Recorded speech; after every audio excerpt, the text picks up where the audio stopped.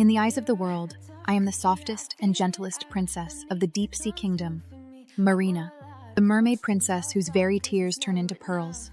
Cyrus, on the other hand, is the alpha king of the werewolf pack, cold-blooded, ruthless, decisive in killing, the perfect embodiment of hatred. To prevent the merfolk from being slaughtered, I decided to go ashore and seduce my childhood friend Cyrus, who had become the Alpha King. He still loved me deeply, and we spent 3 passionate days and nights together in bed, waking up from a haze of pleasure. I hadn't even had the chance to rejoice before a corrosive elixir was dunked over my head. Listening to my pained wails, Cyrus smirked. So even an immortal mermaid can feel pain too? Well, this is just a taste of what's to come if you don't tell me where my parents are.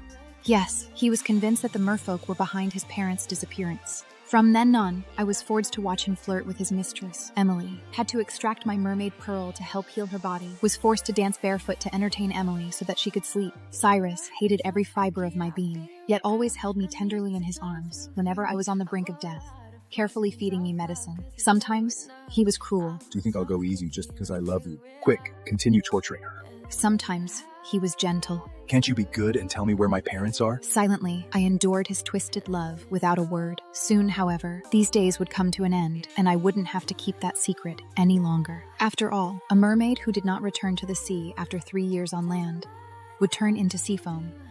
And now, there were only 3 days until my time was up. The moment we reunited, passion exploded between us. For 3 full days and nights, we barely left the bed. Cyrus's powerful body slammed me deep into the mattress, his weight crushing me deliciously as he pinned me beneath him. His hands gripped my waist with bruising force, fingers digging hard into my soft flesh, while our sweat-slicked skin slid and slapped together with every violent thrust. He devoured my mouth in savage kisses, tongue plunging deep, teeth biting my lower lip until it swelled. When he pinned my wrists above my head with one hand, his other palm roughly kneaded my breasts, pinching and rolling my sensitive peaks until I cried out. His hips pounded against mine in a relentless, deep rhythm, hard, fast, and possessive, making my whole body jolt and arch violently beneath him. I moaned shamelessly, legs wrapping tightly around his waist, as my nails raked bloody trails down his broad back. He growled against my neck, sinking his teeth into my shoulder, sucking hard enough to leave dark marks, while his body continued slamming into me without mercy. Over and over, he drove me to the edge, until my voice grew hoarse from screaming his name, and my body shook uncontrollably in overwhelming pleasure.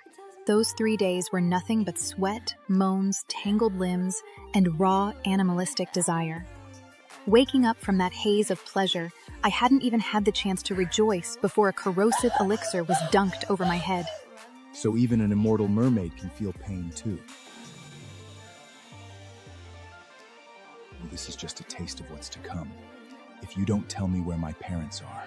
Late at night, the doors to the basement were kicked open harshly. In came a tall werewolf, yanking me up from the floor, by my hair, and slapping my face until I woke up. Ignoring my pained groans, he grabbed my legs and dragged me out of the basement, cursing as he did. How dare you sleep so comfortably when Emily's hurt? My body was dragged roughly upon the coarse gravel road, leaving behind a trail of blood. Eventually, I was dragged to Cyrus's feet. Emily's hurt. He furrowed his brows when he saw my bloodied state, as if he was about to say something, but seemed to decide against it. Heal her with your mermaid's pearl. I looked up, my gaze falling on Emily, who was resting on the bed, her lower belly slightly protruded. I immediately lowered my head, the slap stinging bitterly on my face. Where do you think you're looking at? How dare you lay your eyes on Emily? I'm here, so don't you even think of hurting anyone again. I'm sorry. Slowly, I crawled towards the bed and observed the wounds on Emily's hand. Clearly, she'd been teasing a starving mermaid with food and got bitten as a result.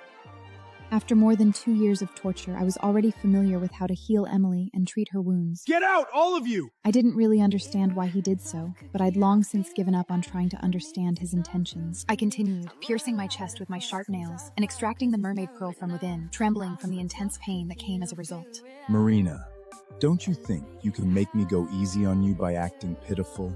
My blood had already run out of its healing properties because as I'd become too weak. Besides, I never intentionally acted to garner any pity from him. That was Emily's fort, not mine. Are you all right? Does it still hurt? It doesn't hurt anymore, but the scent of blood is making me nauseous. So can you get her out of here, pretty please? Are you deaf? Get lost! I crawled out using my arm. Emily, don't ever go close to those ugly, evil mermaids ever again. They'll only hurt you.